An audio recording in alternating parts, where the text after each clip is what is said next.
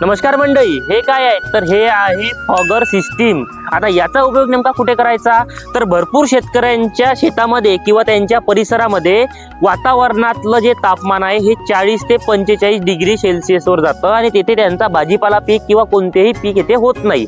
यामुळे हे जर आपण लावलं तर आपल्या शेतामध्ये आर्द्रता मेंटेन ठेवण्याचे किंवा तापमान कमी करण्यासाठी याचा उपयोग करू शकतो। भाजीपाला पिकामध्ये हे तर एक वरदानच ठरणार आहे, कारण भरपूर शेतकरी भाजीपाला सुद्धा पीक घेतात आणि भाजीपाला पिकामध्ये जर असं आपण वापरलं तर बघू शकता इथून 2 मिनिटांमध्ये आपलं कसं हे पूर्ण ओलावा झालेला आहे। त्याचं कारण काय की हे आर्द्रता मेंटेन ठेवते, आपलं टेम्परेचर वाढू देत नाही आणि भाजीपाला पिकामध्ये हे तर एक शेतकऱ्यांसाठी वरदानच हे ठरणार आहे। तर तुम्हाला जर तुम्ही आपल्या शेतामध्ये लागवड केलं तर किंवा याचे जर आपण आपल्या शेतामध्ये उपयोग केला तर उन्हाळ्यामध्ये सुद्धा आपण चांगल्या प्रमाणामध्ये जो भाजीपाला टेम्परेचर मध्ये होत नाही हे लावून आपण तो सुद्धा घेऊन चांगला नफा हा शेतीपासून कमवू शकतो।